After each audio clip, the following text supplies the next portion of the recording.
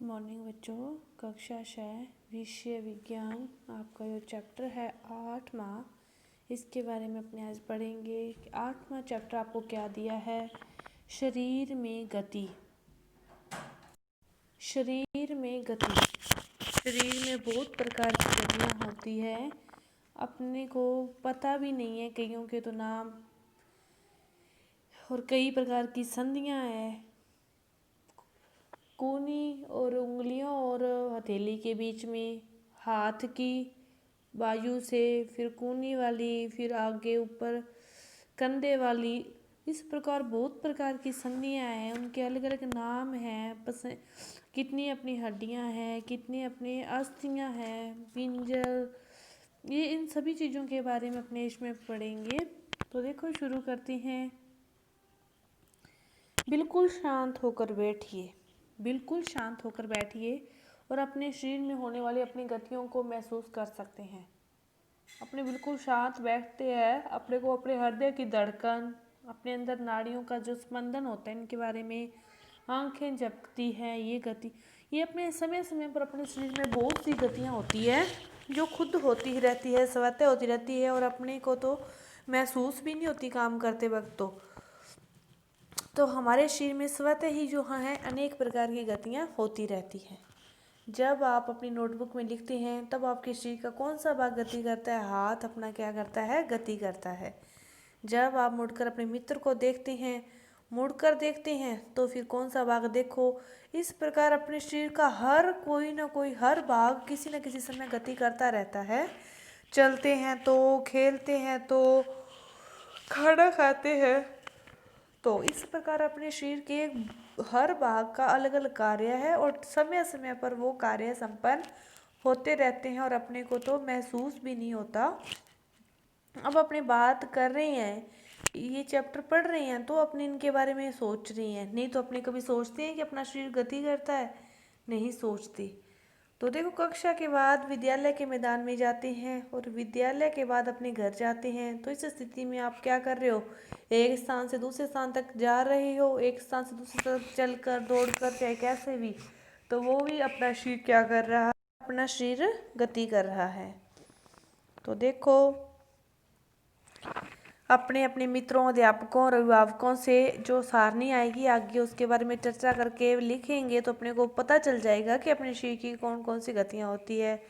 तो बूझो पौधों की गति को लेकर आश्चर्यचकित है। वह जानता है कि पौधे एक स्थान से दूसरे स्थान तक तो गति नहीं करते, परंतु वे क्या किसी भी प्रकार की गति को दर्शाते हैं? तो एक चलने की गति को नहीं दर्शाते, बाकी पौधे भी गतियों को दर्शाते हैं। देखो, सारणी आई है।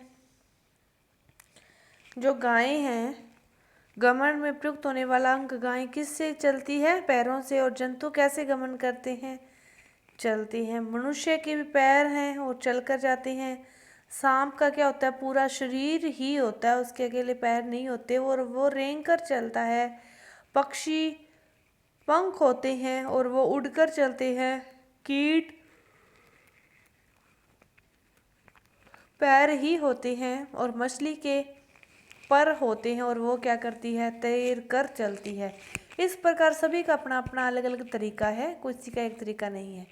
तो जंतु एक स्थान से दूसरे स्थान तक किस प्रकार गमन करते हैं? कोई चलकर, कोई टहलकर, कोई दौड़ता है, कोई उड़ता है, कोई छलांग मारता है, कोई रेंगता है और कोई तैरता है। इस प्रकार ये सभी का अपना अपना ढंग है एक स्थान से दूसरे स्थान तक जाने का।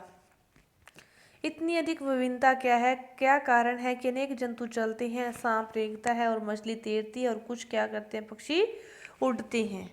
तो ये सभी की अलग अलग विभिन्नता पाई जाती है। मानव शरीर व इसकी गतियों के बारे में अपने चैप्टर में पढ़ना था। तो देखो कि जंतुओं की विविध गतियों को तो अपने ध्यान देने से पहले आइए अपने क्या करते हैं? अपने शरीर की गतियों के बारे में देखते हैं। क्या आपको विद्यालय में शारीरिक व्यायाम करते समय आनंद आता है? विद्यालय में शारीरिक व्यायाम करते समय आपके हाथ एवं पैर किस प्रकार गति करते हैं? और हमारा शरीर जिन गतियों को करने योग्य है, हम उनमें से कुछ शारीरिक गतियों को करने का प्रयास करते। एक काल्पनिक विकेट पर काल्पनिक गेंद फेंकने का प्रयास कीजिए। आप अपना हाथ किस प्रकार घुमाते हैं। आपके सामने कोई विकेट नहीं है, ना ही आपके हाथ में गेंद है, बस आप एक हाथ को घुमाकर देखिए कि आप गेंद को कैसे फेंकेंगे, कैसे फेंकते हैं, आपका हाथ किस प्रकार घूमता है, कैसे कंधे की गति होती है और कौन सी गति होती है, वर्ताकार होती है। तो आपका कंधा भी गति कर रहा है, हाँ कर रहा है। पीठ के बल लेट जाइए और अपने पैर को कूल्हे के चारों ओर घुमाइए। अपनी भुजा को कोहनी के ऊपर नीचे कीजिए। इसी प्रकार पैरों को घुटने से मोड़िए।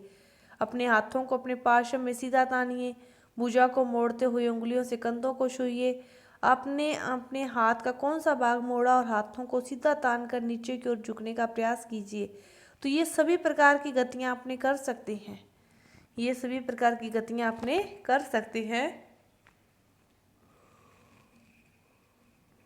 कुछ अंग तो क्या होते हैं दोनों दिशाओं में, जैसे हाथ और कंधे के चारों तरफ सीधी दिशा में भी और उल्टी दिशा में भी घुमा सकते हैं। वैसे अकेले हाथ को भुजा के भी अपने दोनों तरफ घुमा सकते हैं। लेकिन कुछ अंग होते हैं वो एक ही दिशा में घूमते हैं, दूसरी दिशा में नहीं घूमते। तो क्रियाकलाप देखो कि एक पैमाने को अपने हाथ पर दर्शाइए और कोनी मापने के पैमाने के मध्य में रखिए ऐसे, और अपने मित्र से पैमाने तथा हाथ को एक साथ बांधने को कहिए। तो कोने को मोड़ने का प्रयास कीजिए। अब क्या मोड़ सकते हो? अब नहीं मोड़ सकते। तो गर्दन देखो पूर्णतः घूमता है, गर्दन या अंशतः घूमता है, पूरा घूमता है या अंशतः घूमता है, झुकता है, उठता है, गति बिल्कुल करता है या नहीं करता। कलाई देखो, कलाई पूरी घूमती है, उंगलियां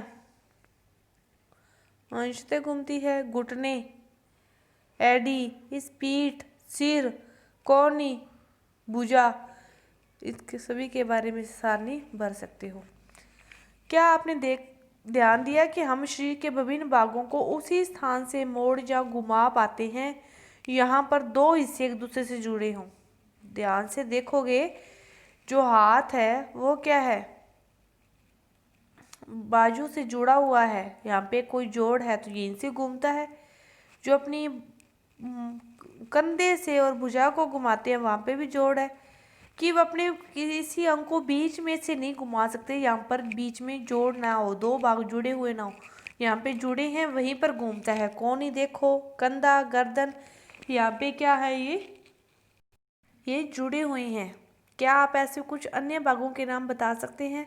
इन स्थानों को क्या कहते हैं? संधि कहते हैं। जिन स्थानों पर दो अंग जुड़े हुए होते हैं उस बिंदु को क्या कहते हैं? संधि कहते हैं। यदि हमारे शरीर में कोई संधि नहीं होती तो विचार में क्या हमारे लिए किसी प्रकार की गति करना संभव था? नहीं था। यहाँ पर संधि है, वहीं से अपनी गति कर सकते हैं, नहीं तो नहीं कर सकते। वास्तव में इन संधियों कौन सी वस्तु परस्पर बांधती है? क्या आप अपनी उंगली द्वारा अपने सिर, गर्दन, नाक, कान, उंगलियों को दबाइए और देखो अपनी उंगली द्वारा इनको दबाते हैं तो आपको कैसा अनुभव होता है? अपनी उंगली किसी कठोर वस्तु को दबा रही है और ये कठोर जो संरचनाएं हैं ये अस्थियां होती है। जो कठोर संरचनाएं हैं वो क्या होती है? अस्थियां होती है। और अपने शरीर के अन्य भागों को इस प्रक्रिया को दोहराइए और इतनी सारी अस्थियां, जब अस्थियों को नहीं मोड़ा जा सकता तब हम अपनी कूहनी को कैसे मोड़ सकते हैं? हाथ के ऊपरी हिस्से से लेकर कलाई तक एक ही लंबी अस्थि नहीं होती, वास्तव में अनेक अस्थियां कोहनी तक जुड़ी रहती है। इसी प्रकार हमारे शरीर के प्रत्येक हिस्से में क्या है? अनेक प्रकार की अस्थियां हैं। हम अपने शरीर को कैसे उसी स्थान पर हिला या झुका नहीं सकते, यहाँ ये अस्थियां एक दूसरे से मिलती है। तो विभिन्न गतिविधियाँ एवं विभिन्न प्रकार की गतियों के लिए हमारे शरीर में अनेक प्रकार की संधियाँ होती है।